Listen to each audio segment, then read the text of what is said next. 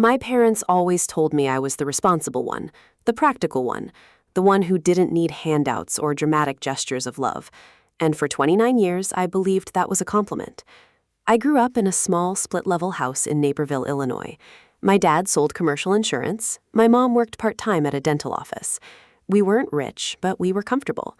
My younger sister Brianna came along when I was 3, and from the moment she could talk, it was clear she was the sun, and I was just expected to orbit around her. Brianna was pretty, in a way I never was. She had this effortless blonde hair that curled at the ends, and big blue eyes that my parents called her blessing. I had brown hair, brown eyes, and a quiet personality that everyone described as steady. Steady. That word followed me like a shadow. Steady student, steady employee, steady girlfriend, steady daughter who never caused trouble. I graduated from University of Illinois with a degree in accounting. I got a job at a mid-sized firm in Chicago. I met a man named Daniel at a friend's barbecue, and we dated for 2 years before he proposed with a modest ring he saved 3 months for. I said yes because I loved him, not because of the ring size or the venue or any of the things my sister would later demand. We planned a small wedding, 60 people, a rented barn venue in the suburbs, a friend who did photography on the side. I was happy with it. I was genuinely happy. But this story isn't about my wedding. It's about the money I saved for 7 years, the money I trusted my mother to hold, the money that built my sister's dream day, while I stood in a courthouse wearing a dress I bought off the rack. Let me start at the beginning of the end. I opened a separate savings account when I started my first real job at 22. I called it my foundation fund. Every paycheck, I transferred $400 automatically, sometimes more if I worked overtime or got a bonus. I was disciplined about it. I skipped vacations. I drove a 2012 Honda Civic until the paint peeled. I packed my lunch every single day for 6 years.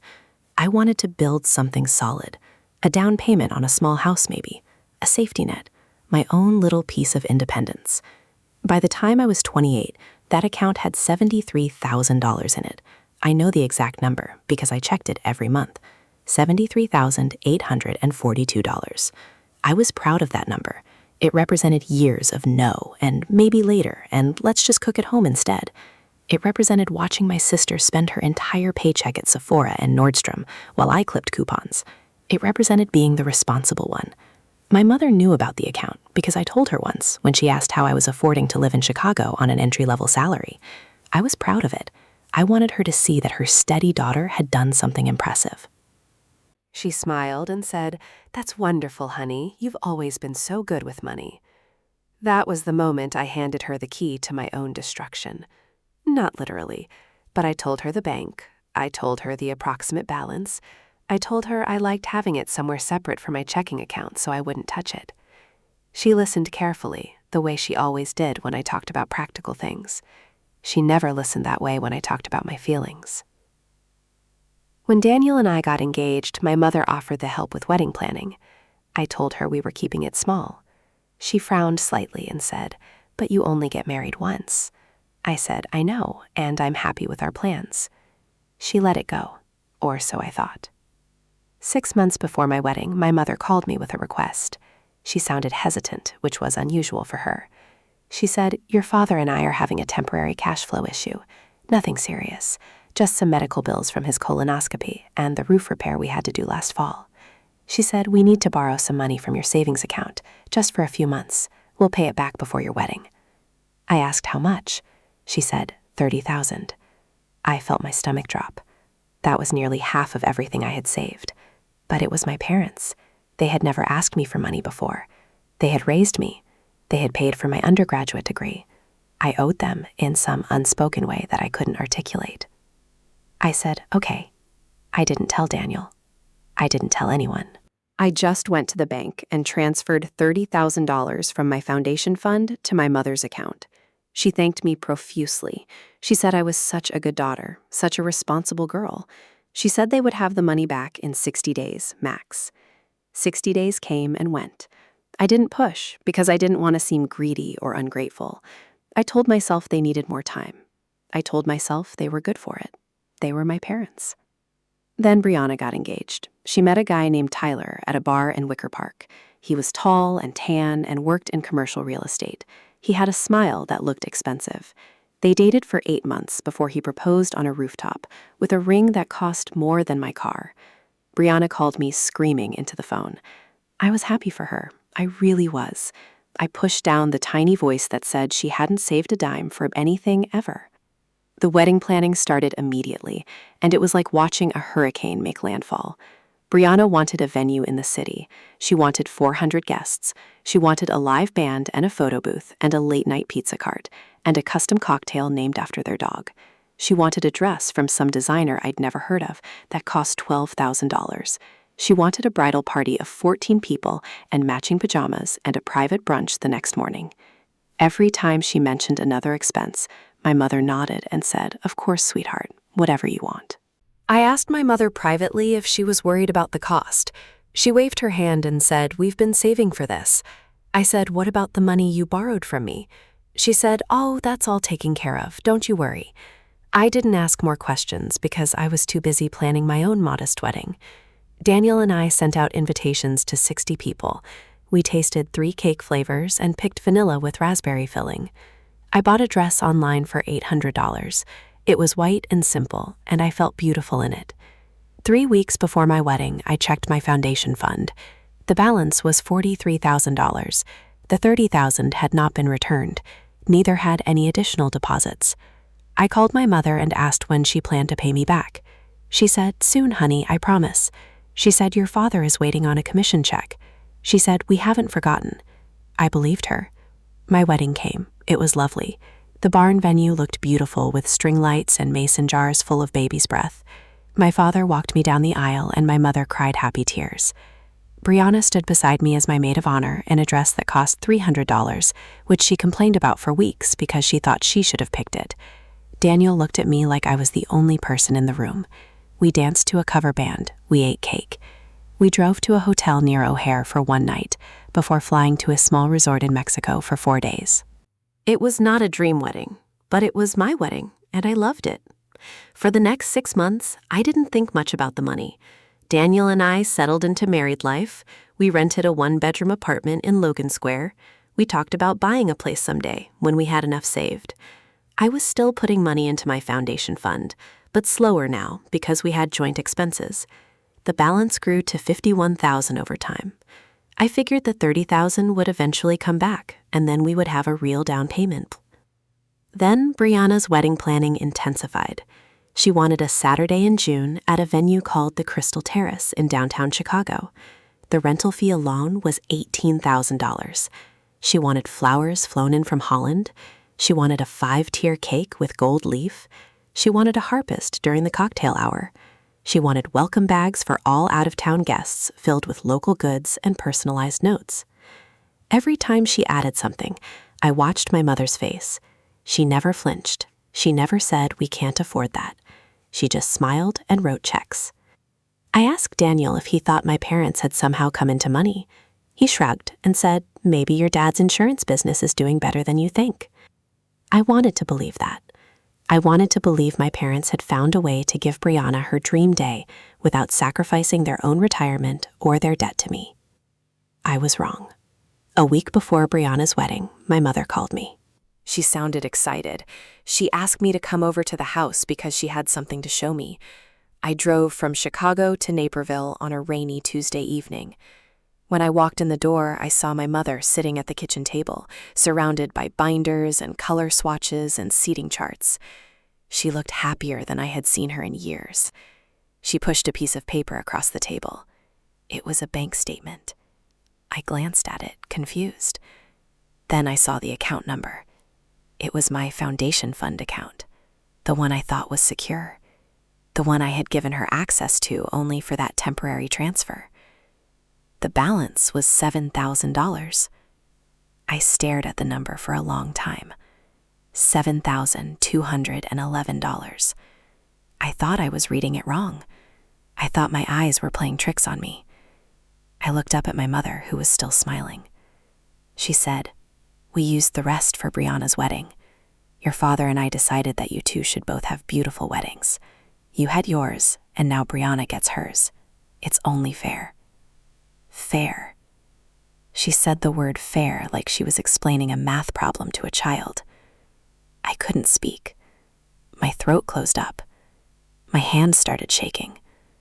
I looked at the bank statement again, hoping the numbers would rearrange themselves into something that made sense. They didn't.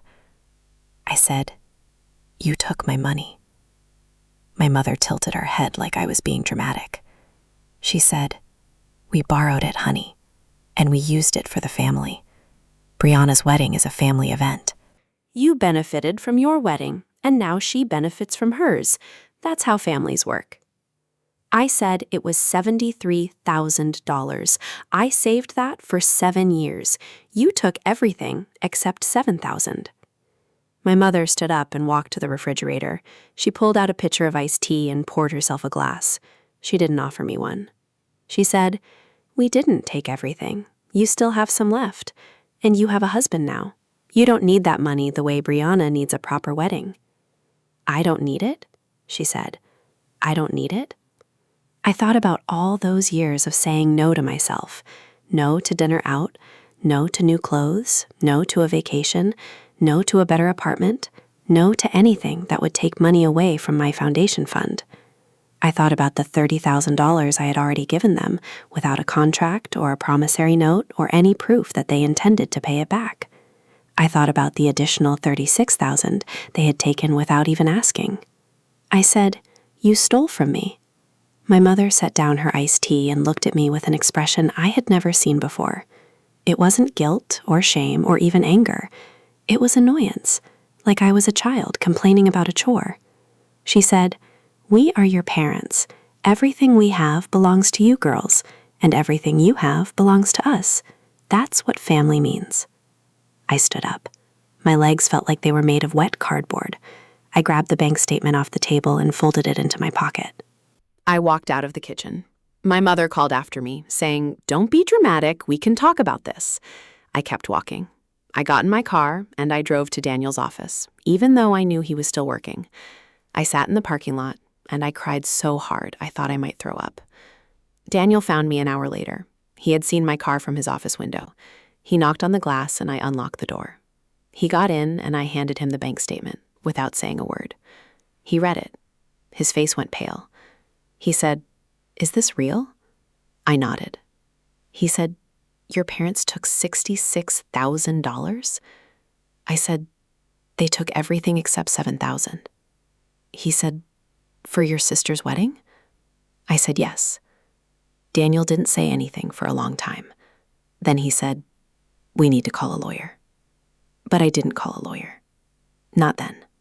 Because Brianna's wedding was in 7 days, and my parents had invited 200 people, including my boss and my in-laws and everyone I had ever known, and I was terrified of what would happen if I blew it up. So I went to the wedding. I put on a navy blue dress that Brianna had picked out for the bridal party. I stood at the altar while she walked down the aisle in a dress that cost more than my first car. I watched my father give her away with tears in his eyes. I watched my mother sob with joy. I smiled for the photographer. I clapped for the first dance. I ate the gold leaf cake. I did everything a good daughter is supposed to do. And I hated every second of it. The reception was at the Crystal Terrace. It was everything Brianna had ever wanted. The flowers were insane. The band was loud. The pizza cart showed up at midnight. Everyone kept telling me how beautiful it was, how magical, how lucky Brianna was to have parents who would give her such a gift. I drank 3 glasses of champagne too fast and hid in the bathroom for 20 minutes. I looked at myself in the mirror. My mascara was smudged. My face was blotchy. I looked like someone who had just found out that the people who raised her saw her as nothing more than an ATM. Brianna found me in the bathroom. She was drunk and happy and glowing. She grabbed my hands and said, "Isn't this the best day of your life?" I said, "It's your day, not mine." She laughed and said, "But you're here and we're sisters and I love you so much." She hugged me. I didn't hug her back.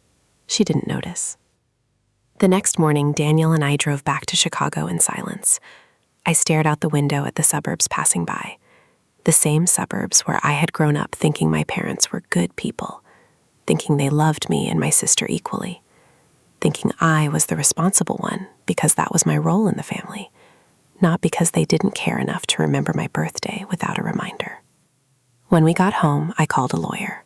Her name was Melissa Chen. She worked at a small firm in the Loop. She specialized in financial disputes between family members. I found her through a coworker who had sued her own brother over an inheritance. I sat in Melissa's office and I told her everything. The account, the transfer, the verbal promise to repay, the second withdrawal without my permission, the bank statement showing a balance of $7,000. Melissa listened without interrupting. When I finished, she leaned back in her chair and said, "Did you ever sign anything giving your mother access to this account?" I said no. I just told her the bank and the account number. I authorized one transfer of $30,000. I never authorized anything else. Melissa nodded. She said your mother had your account information. She likely used it to make additional transfers without your signature. That's called unauthorized access. It's illegal, even if she's your mother. I felt something shift in my chest, a tiny flicker of hope. I said, "Can we get the money back?" Melissa said maybe, but you need to understand what you're doing. Once you file a claim, your parents will be investigated. Your sister might be dragged into it. The wedding money will be traced, and your family might never forgive you. I thought about that. I thought about my mother's face when she said, "Everything we have belongs to you girls." I thought about my father, who had sat silently at the kitchen table during the entire conversation, not defending me, not saying a word. I thought about Brianna hugging me in the bathroom, thinking it was the best day of my life. I told Melissa to file the claim. The next 6 weeks were hell. My parents were served with legal papers at their home. My mother called me screaming. She said, "How dare you?" She said, "After everything we've done for you." She said, "You're destroying this family." My father got on the phone and said, "We raised you better than this." I said, "You raised me to be responsible. That doesn't mean you get to steal from me." Brianna found out from my mother. She called me at work. She was crying. She said, "Mom and Dad told me what you're doing." She said they used some money for my wedding, but they said you agreed to it. I said I didn't agree to it. They took $66,000 from my savings account without telling me. Brianna was quiet for a long time. Then she said, "But there are parents. You can't sue them." I said they stole from me. She said they love you. I said if they loved me, they wouldn't have taken everything I worked for. Brianna hung up. We didn't talk for 3 weeks. Then she sent me a long text message saying I was being selfish and cruel and that I was ruining the memory of her wedding. She said I should be happy for her, not jealous. She said I had always been jealous of her, and this was just proof. I read that text message 7 times. Each time it hurt more than the last. Not because she was right, but because she genuinely believed what she was saying. She thought my entire life's savings was a reasonable price for her flower arrangements. She thought my anger was jealousy, not betrayal. She thought I owed my parents my financial security because they gave me life.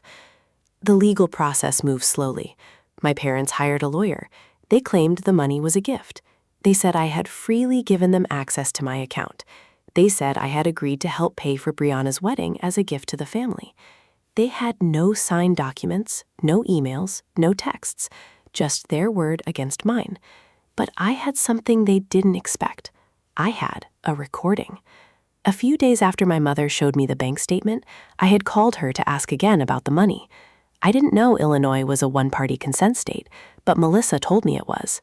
And on that call, my mother said clearly, "We used your money for Brianna's wedding because you didn't need it, and she did." She said, "You're married now, so you have a husband to support you." She said we never intended to pay it back. I had that recording on my phone. When Melissa played it for my parents' lawyer, the tone of the whole case changed. Suddenly, they wanted to settle.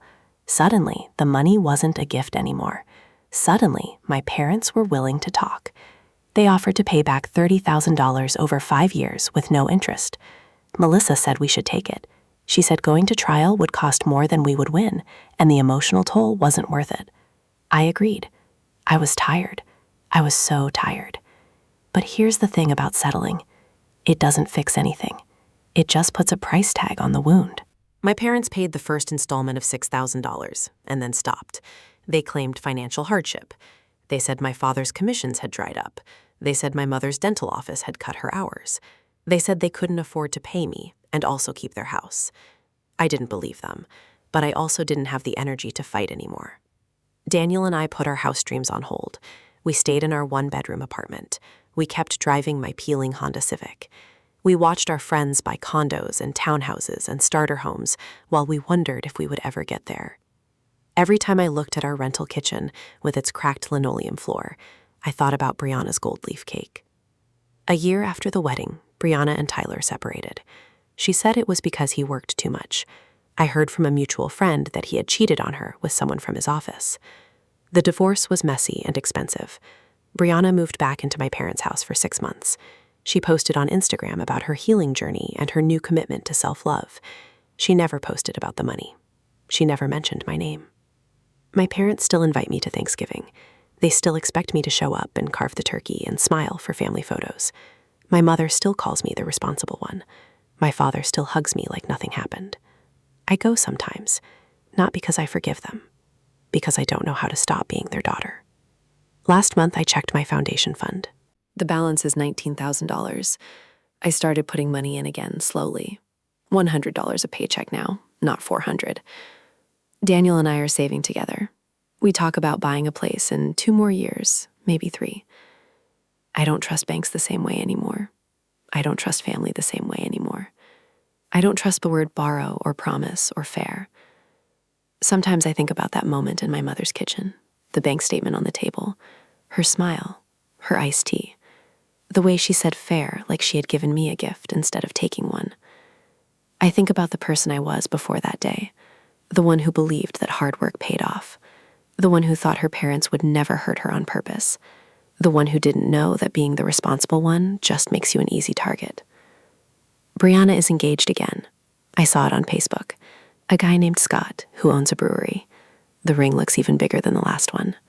My mother commented, "Congratulations, my beautiful girl. You deserve the world." I didn't comment. I didn't like the post. I just closed my laptop and went to bed. Daniel asked me if I was okay. I said yes. He knows I'm lying. But he also knows there's nothing left to say. I still have the recording on my phone. I've listened to it twice since the settlement. Once when I was drunk and angry, and once when I was sober and sad. My mother's voice sounds exactly the same both times. Calm, reasonable, certain that she was right. "You didn't need it," she said. And she did. I don't know if I'll ever stop hearing those words. I don't know if I'll ever stop wondering what it would feel like to be the daughter who needed things instead of the daughter who just provided them. But I know one thing for sure. I will never lend my parents money again. I will never tell them my bank account number. I will never trust them with anything more than a Christmas card and a polite smile. And when Daniel and I finally buy that house, I'm not going to invite them to see it. Because some debts can't be repaid, and some families can't be fixed. You just have to build something new with the pieces they left behind.